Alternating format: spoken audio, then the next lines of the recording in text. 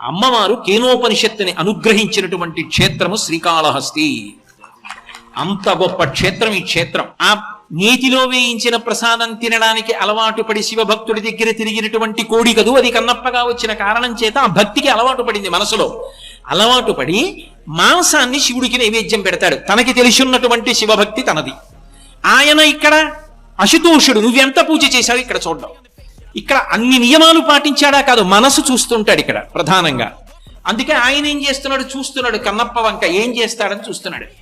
ఆ కన్నప్ప రోజు వచ్చి మాంసం నైవేద్యం పెడుతుండేవాడు. శంకర భగవత్పాదులు ఓ పట్టాన ఎవరిని పొగిడి స్తోత్రాలు చేయరు, క్షేత్ర ప్రసక్తి అసలు తయారు ఎక్కడైనా. అటువంటి శంకరాచార్యులు వారు ఒక్క శివానంద లహరిలో శ్రీశైలం మీద కొన్ని శ్లోకాలు చేస్తే ప్రత్యేకంగా పట్టాభిషేక శ్లోకం అంటారు భక్తికి, శ్రీకాళహస్తి మీద ఒక శ్లోకం చేశారు. మార్గావర్తిత పాదుకా పశుపతే రంగస్య కూర్చాయతే గండూషాంబు నిషేచనం పురవిపోర్ దివ్యాభిషేకాయతే కించిత్ భక్షిత మాంస శేష కబలం నవ్యోపహారాయతే భక్తి కిన్న కరోత్యహో వనచరో భక్త్యావతంసాయకే అన్నారు. ఆ తిన్నడు ఆ కన్నప్ప ఏమీ తెలియదు, కానీ శివలింగాన్ని చూసి అది లింగం అని విడిపోయేవాడు కాదు, అది శివుడే, అది భావన. అది చూస్తాడు శివుడు. ఏదో లింగం అని వెళ్ళిపోతున్నాడా కాదు, శివుడని ఒళ్ళు దగ్గర పెట్టుకుంటున్నాడా. అక్కడికి వెళ్ళి నువ్వు అనవసరపు మాటలు మాట్లాడకుండా ఉంటే అదే గౌరవం. అది శివుడైనప్పుడు నీ పాండిత్యం అక్కడ ప్రదర్శించకు, నువ్వు మౌనంగా ఉంటే చాలు. వచ్చిన వాడిని మౌనంగా ఉండనిస్తే చాలు, నువ్వు ఎక్కువ అక్కడ మాట్లాడకూడదు. అది మర్యాద. శివుడు అక్కడ కూర్చుంటే నువ్వు ఎందుకు మాట్లాడడం? కాబట్టి శివుడే కూర్చున్నాడన్న భావనతో ఎవరు నిలబడ్డాడో వాడిని అనుగ్రహిస్తాడు అశుతోషుడు. ఆయన్ని చూశాడు కన్నప్ప. ఒకనాడు ఎందుకో తిరుగుతున్నాడు, ఆకలేసిందో మృగాన్ని వేటాడాడు, దాని శరీరాన్ని చీల్చాడు, కాల్చాడు. అక్కడక్కడ మాంసం ముక్కలు కొరికి చూశాడు. ఒక చోట మాంసం మంచి కమ్మగా రుచిగా అనిపించింది. అమ్మ శివుడికి పెట్టాలరా వెళ్ళి తిన్నాడో తినలేదో అలా కూర్చుంటాడు గుళ్ళో అని బయలుదేరాడు. ఓ ఆలోచన వచ్చింది, ఈ శివుడికి అలవాటు ఉంది, స్నానం చేస్తే కానీ తిండి వచ్చిన బాధ, స్నానం చేయించాలి ఆయనకి. ఎలా? ఆయనకి అభిషేక మంత్రాలు ఏం రావు. నమస్తేస్తు భగవన్ విశ్వేశ్వరాయ మహాదేవాయ త్రయంబకాయ త్రిపురాంతకాయ త్రికాగ్నికాలాయ కాలాగ్ని రుద్రాయ అవన్నీ ఆయన చెప్పలేడు. అందుకని ఆయన ఏం చేశాడంటే పట్టుకెళ్ళి నీళ్లు పోసేస్తాను. ఎలా? ఓ చేతిలో ధనస్సు ఉంది, ఓ చేతిలో ఎంగిలి మాంసం మొక్కుంది. ఎలా పట్టుకెళ్లాలని ఆలోచించాడు. సువర్ణముఖరి నది దగ్గరికి వచ్చాడు. నోటి నిండా నీటిని పట్టుకున్నాడు. గుటక పడిపోతుంది, కానీ గుటక పడకుండా నోట్లో పట్టుకున్నాడు. పట్టుకుని గబగబగబగబా గుడి దగ్గరికి వస్తున్నాడు. దానికి సువర్ణముఖరి అని పేరు ఎందుకు వచ్చింది? సువర్ణం అంటే బంగారం. బంగారానికి 2 లక్షణాలు ఉంటాయి భగవంతుడిలాగే. అందులో కలిపురుషుడు ఉంటాడు కాబట్టి ప్రమాదం తీసుకొస్తుంది. బంగారం ఎక్కువ ఉందనుకోండి పీక కూడా తీసేస్తాడు. అది కలిపురుషుడికి స్థానం. బంగారము పాపము చేయిస్తుంది, బంగారము గొప్ప అనుగ్రహాన్ని ఇస్తుంది. అందుకే సువర్ణలింగాయ నమః, బంగారు లింగాన్ని పూజించడం అంత గొప్ప. అలాగే సువర్ణాన్ని దానం చేస్తే అసలు ఇంకా దేవతలు మహాప్రీతి చెందుతారు. ధర్మశాస్త్రంలో ఒక మాట చెప్తారు, ఎవరికి దానం ఇవ్వడం వల్ల ఎక్కువ సంతృష్టి పొందుతారు అంటే గురువుకి దానం ఇవ్వడం వల్ల. అయితే ఇక్కడ చమత్కారం ఉంది. గురువు గారంటే నిజానికి అసలు బంగారమునందు వ్యామోహం ఉండదు ఆయనకి.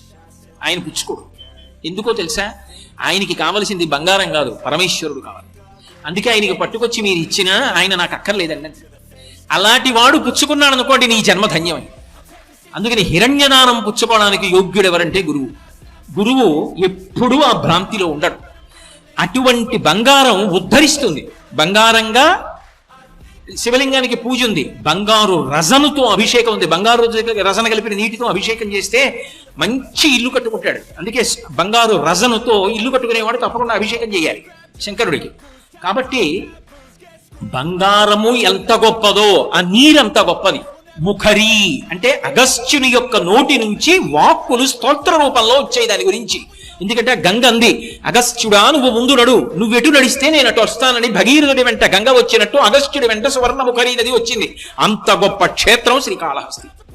కాబట్టి అటువంటి నదీ ప్రవాహం ఎంత గొప్పదో ఇక్కడ ఉన్నటువంటి శంకరుడు కూడా అంతే గొప్పవాడు కదూ. తిన్నడేం చేశాడంటే శివుడికి నీళ్లు పొయ్యాలి కాబట్టి ఆ సువర్ణముఖరి నదీ జలాల్ని నోటి నిండా పుక్కిటి నిండా పట్టుకున్నాడు. శివాలయంలోకి వచ్చాడు. శివాలయంలో ఒక ఆచారం ఉంటుంది. శివలింగానికి ఉన్నటువంటి నిర్మాల్యాన్ని తీయాలి. శివలింగానికి పూజ చేసేటప్పుడు తుమ్మి పూలు మొదలైనవి పూజ చేస్తాం కదా. పూజ చేసినప్పుడు ఎక్కడైనా తడికి అభిషేకం చేసినప్పుడు ఇరుక్కుంటాయి. ఆ పువ్వులు తీసేటప్పుడు కానీ నిర్మాల్యం తీసేటప్పుడు కానీ చేతిని ఉపయోగించి ఉత్తరాభిముఖంగా తీయరు. తీయకుండా ఏం చేస్తారంటే చాలా మెత్తటి, మీకు అర్థం అవ్వాలంటే బ్రష్ అనొచ్చు, కూర్చ అంటారు. అది పెట్టి తుడిసి తీస్తారు. ఇప్పటికీ మీరు ఎవరైనా పెద్దలు చేసే పూజలు చూడండి, దాంతో తీస్తారు నిర్మాల్యం ఉత్తరాభిముఖంగా. కాబట్టి ఎలా ఆయనకి నిర్మాల్యం తీయాలిగా, కూర్చే ఏదైనా ఆలోచించాడు. చూశాడు ఇంతకుముందు అర్చకులు కూర్చతో నిర్మాల్యం తీయడం చూశాడు. నా దగ్గర కూర్చేది ముందు కాసేపు తినాలి, ఆకలేస్తోంది, ఇవన్నీ పట్టించుకుంటే ఎలా, పాపం ఎప్పుడు తిన్నాడో ఏమో. అది ఆయన భక్తి. ఆయన చూసింది ఏమిటో తెలుసా, అది రాయి లింగం లేదు, శివుడు అన్నాడు. అది లేదు మిగిలిన వాళ్ళకి, ఆయనకుంది కన్నప్పకి. వచ్చిన వాడు ఏం చేశాడు, చెప్పులతో లోపలికి వెళ్ళిపోయాడు. ఎందుకని, ఇదే కూర్చ అన్నాడు.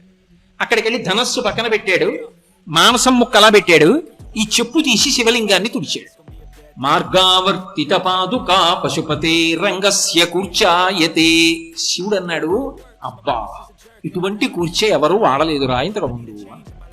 అంటే దాని అర్థం మనం కూడా అలా చేయొచ్చనా? మనకెంత తెలుసో తెలియనివాడా, నీకు తెలుసున్న దాన్ని బట్టి నువ్వు ప్రవర్తించాలి. ఆయనకి తెలియదు, అనుగ్రహించాడు. ఎంత తెలుసో అంతకు అనుగ్రహించేస్తానండి. చిత్తశుద్ధి మాత్రం అవసరం. కాబట్టి ఇప్పుడు చెప్పు పెట్టి నిర్మాల్యం తీశాడు, శివుడు అంగీకరించాడు.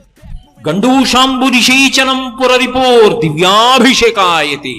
ఆయన త్రిపురాంతకుడు, మహాజ్ఞాని, దక్షిణామూర్తి. అటువంటి వాడి మీద ఎంగిలి నీరు ఉమిశాడు. ఇది అభిషేకం రా అన్నాడు, అంగీకరించాడు. ఎందుకని, కన్నప్పకంతే తెలుసు. ఆయన గుండెలు చూశాడు. తొందరగా స్నానం చేస్తే నేను తింటానని పెడుతున్నాడు, చాలు. నేను రాయిని అనుకోవట్లేదు, నేను శివుణ్ణి అనుకున్నాడు, అంగీకరించాడు. అలాగే కించిత్ భక్షిత మాంసశేషక బలం నవ్యోపహరాయతే. కొంత కొరికి చూసిన ఉమ్ముతో ఉన్న ఎంగిలి మాంసం అక్కడ పెట్టి తిరిశివా అన్నాడు. గొప్ప ఆహారం పెట్టావురా అని తిన్నాడు. నవ్యోపహారాయతే భక్తి కిన్న కరోచహో వనచరో భక్త్యావతంసాయకే. భక్తి కన్నా గొప్పది ఏముంది శంకర అని శంకరాచార్యుల వారు శివానంద లహరిలో 2 చేతులు ఎత్తి నమస్కారం చేశారు. శ్రీకాళహస్తి క్షేత్రం గురించే చెప్పారు శ్లోకం. దూర్జటి తట్టుకోలేకపోయాడు అసలు ఈ సంఘటనకి. కన్నప్ప చేసినటువంటి పూజకి ఆనందం తట్టుకోలేకపోయాడు. ఈ క్షేత్రంలో ప్రతిరోజు తిరిగినవాడు కదూ. ఈ ప్రాంగణానికి దూర్జటి మంటపం అని పేరుట. ఆయనైతే ఒక అద్భుతమైనటువంటి పద్యరచన చేశాడు. నీకున్మాంసము వాంఛయేని కరువా నీ చేత లేడు ఉండగా, జోకైనట్టి కుఠారముండ అనల జ్యోతుండ నీరుండగా, పాకం బొప్ప ఘటించి చేతి పునుకన్ భక్షింపక బోయచే చేకుంటెంగిలి మాంసమిట్టుతగునా శ్రీకాళహస్తీశ్వర. శ్రీకాళహస్తీశ్వర మకుటం. శివుడి దగ్గరికి వెళ్ళి అడిగాడు. ఎవరు అడుగుతాడు, ఆయన రాయనుకున్నవాడైతే ఇలా పెట్టి దొంగదండం వెళ్ళిపోతాడు. ఆయన కాదయా శివుడయా అన్నవాడు ఆయన్ని ప్రశ్న వేస్తాడు. శంకరా అని ప్రశ్న వేశాడు, ఎందుకంటే ఉన్నాడన్న నమ్మకం. అందుకు చేశాడు శరణాగతి. శివుడి దగ్గరికి వచ్చి రోషీరోగ్యతు కామినీ జనుల తారుండోరు సౌఖ్యంబులన్ బాసీబాజ్యత పుత్రమిత్రధన సంపద్భ్రాంతి వంచాలతల్ కోశీకోయదు నామనంబకట నీకున్ ప్రీతిగా సక్రియలు చేసి చేయదు దీని తుళ్ళనచవే శ్రీకాళహస్తీశ్వర అన్నాడు. అంత గొప్ప శరణాగతి ఎవడు చేశాడు? అంత గొప్ప శరణాగతి చేశాడు దుర్జటి. అన్నాడు, శివ నీకు మాంసము వాంఛయేని కరువా. నీకో చేతిలో కురంగపాణి అని నీకో చేతిలో లేడు ఉంటుంది, ఓ చేతిలో గొడ్డలు ఉంటుంది. ఎక్కడ కూర్చున్నవాడు అక్కడే కూర్చుని ఈ గొడ్డల్ని, ఈ కుడి చేతిలో గొడ్డలు పెట్టి ఈ లేడుని ఒక దెబ్బ కొట్టి దాని మాంసం పీక్కుని, చేతిలో బ్రహ్మకపాలం ఉంది, ఇక్కడే గంగ ఉంది, ఈ గంగ తీసి ఈ పుర్రెలో పోసుకుని ఈ మాంసం కిందిలో పడేసి, ఇక్కడే అగ్నిహోత్రం ఉంది 3వ కన్ను, ఇక్కడే పుర్రె పెట్టి ఉడికించుకుని ఇలా నోట్లో పడేసుకుంటే సరిపోయే. తెరేసినప్పుడు అది మానేసి ఎక్కడో కన్నప్ప పెట్టిన ఎంగిలి మాంసం తినేసావా? ఏమిటయా శివ అంటే దాని అర్థం నింద కాదు, ఇంత అశుతోషుడివా, ఏమీ తెలియని వాడైనా నువ్వు లింగము రాయి కాదు శివుడే అని నమ్మి నిలబడితే అనుగ్రహిస్తావా? శివ ఎంత గొప్పవాడివయ్యా అని స్తోత్రం చేశాడు దుర్జటి. అంతటి మహానుభావుడు.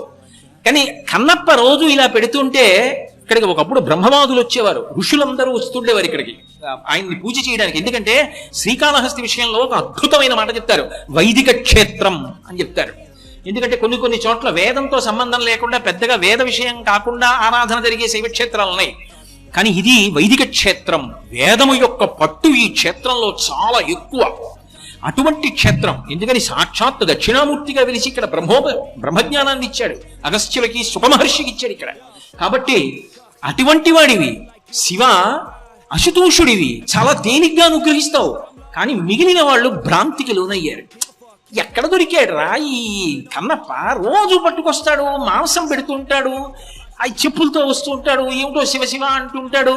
ఏమైనా అందా అంటే చేతిలో బాణం ఉంటుంది, ధనస్సు ఉంటుంది, పైగా చాలా దారుఢ్యమైన శరీరం ఉన్నవాడు. ఎవరిని ఏం చేస్తాడో తెలియదు, ఒక పడు పొడిస్తే ఆ బాణం పెట్టి. అందుకని లేనిపోని గొడవ. ఏమైనా అందామంటే భయం. ఆ పెద్ద పెద్ద కళ్ళు వేసుకున్న శివలింగం దగ్గరికి పోతూ ఉంటాడని చెప్పి ఆయన మీద మనసులో కోపం పెట్టుకున్నాడు. చూశాడు శివుడు, ఉరే నేను మనసు చూస్తాన్రా, నరత్వం దేవత్వం నగవన మృగత్వం మశకత పశుత్వం కీటత్వం భవదు విహత్వాది జననం సదా తత్పాదాబ్జ స్మరణ పరమానందలహరి విహారాసక్తం చేద్రు దయ్యమిహకింతేన వపుష. ఎవడికి కావాలి శరీరంతో? నీ మనసు చెప్పు, దాన్ని బట్టి శివుడు అనుగ్రహిస్తాడంటారు శంకరాచార్యుల వారు. అలా ఒక రోజున ఏం చేశాడంటే కన్నప్ప లోపలికి వచ్చాడు. ఋషులందరూ కూడా లోపలికి వచ్చారు. అబ్బా వచ్చాడు రా వీడు పూజ మొదలెడతాడనుకుంటున్నారు. అనుకునే లోపల శివుడు ఒక సంకల్పం చేశాడు. వెంటనే దేవాలయం అంతా కదలడం మొదలెట్టింది. భూకంపం వచ్చినట్టు పెద్ద పెద్ద బండలు పైనుంచి కింద పడుతున్నాయి. అందరూ బయటికి పారిపోయారు. కన్నప్ప ఒక్కడేం చేశాడంటే శివలింగం వంక చూశాడు. శివ, పైనుంచి బండలు పడుతున్నాయి, నీకు భయం లేదు, నువ్వు లేవవు నాకు తెలుసు, కానీ ఏదైనా బండ పడితే ఎంత దెబ్బ తగులుతుంది నీ తలకి? ముందు నా నడుము మీద పడిపోవాలి, నేను పోయిన తర్వాత నీ తల మీద పడిపోయినా నాకు అభ్యంతరం లేదు, నేను ఉండగా నేను చూడలేను. అందుకని శివ నిన్ను నేను కాపాడుకుంటానని గబగబా వచ్చి పానవట్టం ఎక్కి నడు శివలింగం మీదకి పెట్టి చేతులు అటు పెట్టి వంగున్నాడు శివలింగానికి. శివుడు ఒక్కసారి దేవాలయం అంతా నిలబడేటట్టు చేశాడు. ఏమైందని ఋషులందరూ లోపలికి వచ్చారు. కన్నప్పని చూశారు. వాళ్ళకి అర్థమైంది, ఇది కన్నప్ప అంటే. మనం కాదు పూజ, ఆయనది పూజ. ఎవడికి మనసున్నదో, ఎవడు లింగమును శివుడు అన్నాడో వాడిని అనుగ్రహించాడు. మనందరం బయటికి పరిగెత్తాం, వాడు గుళ్ళోకి పరిగెత్తి శివలింగం మీద నడుము పెట్టాడు. వాడు భక్తుడు, మహానుభావుడు. ఇదే క్షేత్రంలో తీర్థస్నానం చేసి రమ్మని సాయుజ్య మోక్షాన్ని ఇచ్చాడు. శ్రీకాళహస్తి గొప్పతనం ఏమిటంటే తాను కింద ఉండి తన భక్తుడిని కొండ మీద నించోబెట్టాడు. నువ్వు కొండ మీద కూర్చో, నీ కింద కూర్చుంటానన్నాడు. అంతరాలయంలోకి బ్రహ్మోత్సవం అని మనం వెళ్ళమేమో, కన్నప్ప మాత్రం లోపలే ఉంటాడు ఆలయంలో. ఎప్పుడు ఆలయం లోపలికి వెళ్ళగానే గోడ మీద కన్నప్ప ఉన్నాడు. అంత గొప్పగా భక్తుల్ని అనుగ్రహించగలిగిన క్షేత్రం ఇది అంటే శ్రీకాళహస్తి. ఇటువంటి క్షేత్రం మీకు ఇక ఈ భూమండలం మొత్తం మీద ఎక్కడా కనపడదు. అటువంటి క్షేత్రవాసం చెయ్యడం, అటువంటి క్షేత్ర శిఖరాన్ని రోజు చూడడం జన్మ జన్మాంతర సుకృతం. ఈ క్షేత్రం ఆయన అసుతోషుడు అని నిరూపిస్తుంది. పూర్వజన్మ వాసనలు మనిషిని ఎలా నడిపిస్తాయో నిరూపిస్తుంది. అందుకే కన్నప్పని అనుగ్రహించినప్పుడు 33 కోట్ల మంది దేవతలు, సృష్టికర్త స్థితికర్త కాళహస్తి క్షేత్రానికి వచ్చి నిలబడి నమస్కరించారు. అసలు మీకు ఎక్కడా లేని రీతిలో ఈ క్షేత్రానికి శంకరుడు ఒక వైభవాన్ని ఇచ్చాడు. ఇక్కడ 3 కలిపి ఒకటే పేరు పెడుతున్నానన్నాడు, శివలింగమునకు శ్రీకాళహస్తి. అందుకే ఆ శివలింగమునందే ఏనుగు యొక్క దంతములు, సాలెపురుగు, పాము కనపడతాయి. లింగము శ్రీకాళహస్తి లింగం అంటాం, వాయులింగమైన శ్రీకాళహస్తి లింగం అంటాం. క్షేత్రము శ్రీకాళహస్తి క్షేత్రము అంటాం, కొండ కాళహస్తి కొండ అంటాం. 3 శ్రీకాళహస్తే. అత్యంత క్లిష్టమైన పునర్జన్మ సంబంధమైనటువంటి విషయములను కోట్ల జన్మలెత్తి తరించవలసిన వాణ్ణి అసుతోషుడై శివుడు ఇక్కడ ఎలా అనుగ్రహిస్తాడో ఈ క్షేత్రం నిరూపణం చేస్తుంటుంది. ఇక్కడ ఒకానొకప్పుడు ఒక సాలెపురుగు ఉండేది. ఆ సాలెపురుగు ఇక్కడికి రావడానికి కూడా పూర్వజన్మ వాసన బలం కారణం. ఒక బ్రాహ్మణ కుటుంబంలో ఆయనకి సత్యహితుడు అని ఒక బ్రాహ్మణుడు, ఆయన తామ్రపర్ణి నదీ తీరంలో ఉండి అనుష్ఠానం చేస్తుండేవాడు, సత్యసఖుడు. అటువంటి బ్రాహ్మణుడికి ఒక కొడుకు పుట్టాడు. ఆయన ఎంతో కష్టపడి ఆ కొడుకుని పెంచి పెద్ద చేసి వేదం మొదలైనవి నేర్పాడు. బుద్ధి కర్మానుసారిణి. ఆయనకి అవైదికమైన జీవనం మీద అనురక్తి కలిగింది. ఒకప్పుడు త్వజ యజ్ఞోపవీతంతే ముండయిత్వా శిరస్తథా. ఆయన శిఖ తీసేశాడు. శిఖ తీసేసి శిరస్సంతా ముండనం చేయించేసుకుని యజ్ఞోపవీతం చేసి గాలికి విసిరేశాడు. విసిరేసి ఇప్పుడు తను బ్రాహ్మణుడని ఎవరు గుర్తుపట్టారు, యథేచ్ఛగా జీవించచ్చు, భోగం అనుభవించచ్చు అని వెళ్ళిపోయి కొంకణ దేశాన్ని చేరుకున్నాడు. అక్కడ యథేచ్ఛగా భోగం అనుభవిస్తూ జీవితం గడుపుతున్నాడు. ఎందుకో ఆయన మనసు చంచలమైంది కదూ, అనురక్తి బట్టలు నేసేటటువంటి సాలెవారి యొక్క జీవితం మీదే నిలబడింది. అక్కడికి వెళ్ళి చాలా అనురక్తితో పనిచేయడం మొదలుపెట్టాడు. చూశాడు పాటలుడు అని ఒక సాలెవాడు. ఆయన చూసి పిల్లవాడు ఎవరో తెలియదు, అనాథ, ఎక్కడి నుంచి వచ్చాడో తెలియదు, ఈ పిల్లవాడిని నేను పెంచుకుంటానని కొడుకుగా స్వీకరించి కురంగుడు అని పేరు పెట్టాడు. పెట్టి ఆ పిల్లవాడిని దగ్గరికి తీసుకుని పెంచి పెద్ద చేశాడు. ఈ పిల్లవాడు పెద్దవాడు అయ్యాడు. ఆయనకు అలవాటు వచ్చింది, శివభక్తి ఏర్పడింది. బ్రాహ్మణుల్ని తీసుకొచ్చేవాడు, దానాలు చేస్తుండేవాడు, శివ పూజలు చేస్తుండేవాడు, మంటపాలు కడుతుండేవాడు, అగ్రహారాల నిర్మాణం చేస్తుండేవాడు, మణులతో పూజ చేసేవాడు, వస్త్రదానం చేసేవాడు, ఇన్ని చేసేవాడు. భక్తి అన్న మాటకు అర్థం ఉద్ధాన పతనాలు ఉంటాయి. ఒకసారి ఏర్పడుతుంది, ఒకసారి పోతూ ఉంటుంది. నిలబడడం ఈశ్వరానుగ్రహం మీద ఉంటుంది. అంత తేలికేం కాదది. అందుకే మళ్ళీ పతనం వచ్చింది. అకస్మాత్తుగా వృద్ధాప్యం వచ్చిన తర్వాత లుబ్ధత్వం వచ్చింది. ఇవన్నీ ఏమిటి, దానాలు ఏమిటి, ధర్మాలు ఏమిటి, పూజలు ఏమిటి అని చెప్పి అన్నీ మానేశాడు. అన్నీ మానేసి ఇస్తానని మాట ఇచ్చినటువంటివి కూడా బ్రాహ్మణులకు ఇవ్వడం మానేశాడు. అంటే చేసిన ప్రతిజ్ఞకి భంగం చేశాడు. ప్రతిజ్ఞాభంగం చేస్తే కృతఘ్నుడు అంటారు. కృతఘ్నో నాస్తి నిష్కృతి అని ధర్మశాస్త్రం. కృతఘ్నుడికి నిష్కృతి ఉండదు. ఇప్పుడు అంతంత పెద్ద పాపాలు ఆయన ఖాతాలో పడ్డాయి. ఆఖరణ ఆయనకి అంత్యకాలం సమీపించింది. ఇక కొంచెం సేపట్లో ప్రాణం పోతుంది. ఏమి ఈశ్వరానుగ్రహమో, ఒక వృద్ధ బ్రాహ్మణుడు వచ్చాడు. అయా, నువ్వు చాలా ధనవంతుడమైనటువంటి శాలవాడివి. నేను పరమశివుడికి ఓ వస్త్రం సమర్పించుకుంటానని మొక్కుకున్నాను. ఏమిటో నా కటిక పేదరికం సమర్పించలేకపోయాను. ఒక్క పంచెల చాపివయా, శివుడికి సమర్పిస్తానన్నాడు. ఎప్పుడో హిత పూర్వం చేసిన దానాలు గుర్తొచ్చాయి. శరీరం నీరసపడిపోయిందని ఓ పంచెల చాపిచ్చి బ్రాహ్మణుడికి శివుడికి అన్నాడు. ఆఖరి స్మరణ సాలెమాడిగా ఆ బట్టలు నెయ్యడం, శివభక్తి, శివుడికి తాను చేసిన సేవలు దాని మీద నిలబడింది. అలా నిలబడి ఉండగా ప్రాణోత్క్రమణం అయిపోయింది. ఆఖరి తలంపు ఏదో అది పునర్జన్మకి హేతు అవ్వాలి. వాసనా బలం తరువుకొస్తుంది. ఇప్పుడు పరమేశ్వరుడు పాపపుణ్యములను బేరీజు వేశాడు. ఎన్నో తప్పులు చేశావు, బ్రాహ్మణ కుటుంబంలో పుట్టావు, వేదములు విస్మరించావు, శిఖా పరిత్యాగం చేశావు, యజ్ఞోపవీతం వదిలేశావు, ఎక్కడో పెరిగావు, కొన్నాళ్లు దానాలు చేశావు, కొన్నాళ్లు మళ్ళీ పతనం పొందావు. చిట్ట చివర మాత్రం బట్ట ఇస్తూ నా కోసమని ఆ బట్ట అల్లడం గురించి ఆలోచిస్తూ వెళ్ళిపోయావు. పాపం పుణ్యం కూడా అనుభవించడానికి ఆ భక్తితో నన్ను సేవిస్తావు. చేసిన పాపానికి విషం కలిగినటువంటి సాలెపురుగుగా పుడతావన్నాడు. సాలెపురుగుగా పుట్టాడు. అతి తేలికగా తరించిపోవాలి అంటే శ్రీకాళహస్తి ప్రవేశమే మార్గం. అందుకని గజారణ్యంలో పుట్టాడు. ఇక్కడికి వచ్చి పుట్టాడు. పుట్టినవాడు వెతుక్కుంటూ శివుణ్ణి అంతరాలయంలోకి వెళ్ళాడు. ఇప్పుడు ప్రతిరోజు ఏం చేసేవాడంటే, ఆ రోజుల్లో ఇంత ఎద్దడి లేదు, పెద్ద భక్తులు లేరులే, ఎవరు వచ్చేవాళ్ళు లేరనేటప్పటికీ మనసులో పూజ చేసేవాడు. అందుకే ధూర్జటి ఒక గంభీరమైన మాట అంటాడు. ఏ వేదంబు పఠించె లూత భుజగం వేశాస్త్రములు సూచే తానే విద్యాభ్యాసమునర్చె కరి చించే మంత్రమూహించే బోధావిర్భావ నిదానముల్ చదువులయ్యా కాదు మీ పాద సంసేవాసక్తియ కాక చింతుత చికిన్ శ్రీకాళహస్తీశ్వర. ఆ పూర్వజన్మ వాసన బలం ఉంది. సాలెపురుగుగా ఊహించాడు మనసులో. నేను ఈ శివుడికి మణిమంటపాలు కడితే చాలాసేపు మానస పూజ చేసేవాడు. ఆ గోడ మీద కూర్చుని గొప్ప గుడి కట్టినట్టు, శ్రీకాళహస్తిలో మణిమంటపాలు కట్టినట్టు, అనేక మణులు తెచ్చి పూజ చేసినట్టు, అనేకమైన పట్టు వస్త్రాలు తెచ్చి సమర్పించినట్టు, మారేడు దళాలతో అర్చించినట్టు మానస పూజ చేసేవాడు. చిట్ట చివర సాలెవాడిగా సంస్కారం ఉండిపోయింది కదా, స్వామికి నేను అద్భుతమైనటువంటి జిగిజిగేలుమనే బట్ట అల్లుతానన్నాడు. తన నోట్లోంచి ఊర్ణనాభి అంటారు, ఊరుతుంది. ఆ ఊరిన జిగురుతో గూడు కట్టేవాడు. ఇలా గూడు కట్టేవాడు. ఆ గూడు వంక చూసుకునేవాడు, మురిసిపోయేవాడు. ఆ గూడు పైనుంచి చూసేవాడు. సాలెగూట్లో ఎవరు కూర్చుంటారో ఆయనే కూర్చోవాలి. దాని మీద పరిగెత్తడం కూడా సాలెపురిగా పరిగెడుతుంది. అన్ని వైపుల నుంచి చూసుకుని ఎంత బాగా కట్టానో నా స్వామికని పొంగిపోయేవాడు.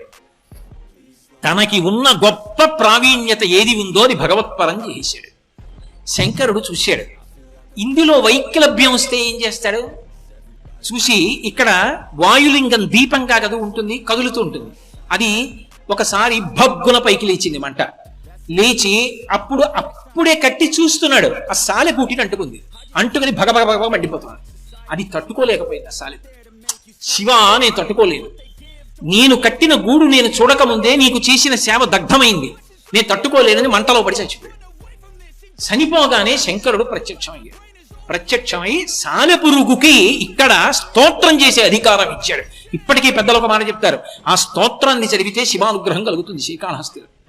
అటువంటి అది వచనంలో కూడా చదవచ్చు. ఆ స్తోత్రం చేశాడు.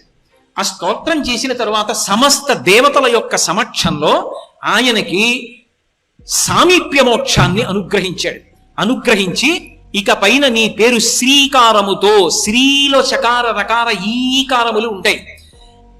కాళహస్తీశ్వరుడు దేని చేత ప్రసన్నుడై అనుగ్రహిస్తాడు అంటే, ప్రతి వారికి ఏదో ఒక విభూతినిస్తాడు.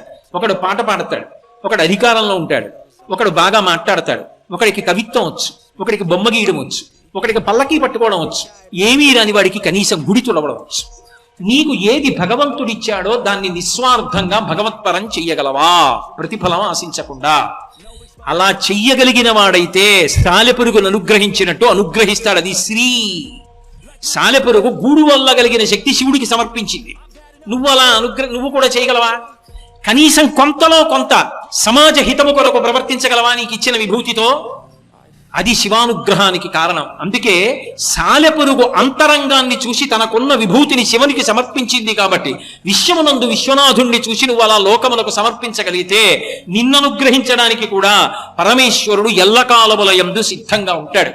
అటువంటి క్షేత్రంలో సాలెపురుగును అనుగ్రహించాడు. అనుగ్రహించడం కాదు, అది పక్కనే సాయుధ్య మోక్షం కాబట్టి ఇకపైన నా లింగంలోనే నువ్వు కనపడుతుంటావు. అందుకే ఇప్పటికీ లింగంలో సాలెపురుగు కనపడుతుంది, ఎక్కడ ఇవ్వలా. అందుకే ఆయన అనుగ్రహించినప్పుడల్లా ఇక్కడికి దేవతలందరూ వస్తారు. 33 కోట్ల మంది దేవతలు బ్రహ్మ విష్ణువాదులతో వచ్చి నిలబడతారట. అంతటి క్షేత్రం ఇక ఈ భూమండలమునందు లేదు లేదు లేదు. అందుకే దీనికి కాశీతో పోలిక లేదు. దక్షిణ కైలాసం ఇది శివుని యొక్క ఆవాస భూమి. అంత గొప్ప క్షేత్రం. నా జీవితంలో నేను ఎప్పుడు అనుకుంటుంటా, కనీసం ఒక్క వారం రోజులు ఈ శ్రీకాళహస్తి వెళ్ళి ఉండి ఎన్నో చూడాలని కోరిక ఇక్కడ నాకు. అవన్నీ నేను చూడాలి, గిరి ప్రదక్షిణం చెయ్యాలి అని కోరుకుంటుంటాను. ఈశ్వరుడు ఎప్పుడోప్పటికి అనుగ్రహిస్తాడు. తప్పకుండా వచ్చి నేను వారం రోజులు ఉండి కాళహస్తిలో అవన్నీ సేవించుకుంటాను. అంత గొప్ప క్షేత్రం. అటువంటి క్షేత్రంలో ఎవరికి ఏది ఎలా కావాలో అలా అనుగ్రహించాడు. విశేషం ఏమిటో తెలుసా? ఒకప్పుడు బ్రహ్మవాదులైనటువంటి వాళ్ళలో అగ్రగణ్యుడు ఎవరు అంటే శుకుడు, శుకబ్రహ్మ. ఎందుచేత అంటే లోకంలో ఎవరైనా సరే ఒక ప్రాణి పుడితే దాని వెనక సిద్ధాంతం ఏమిటంటే గత జన్మలలో చేసినటువంటి పాపపుణ్యములను సుఖదుఖముల రూపంలో అనుభవించడానికి ఈ లోకంలో ఒక శరీరంతో పుడతాడు. అలా కొన్ని కోట్ల ప్రాణులను సృష్టిస్తుంటాడు పరమాత్మ. సృష్టించి సృష్టించి సృష్టించి విసిగెత్తిపోయేట.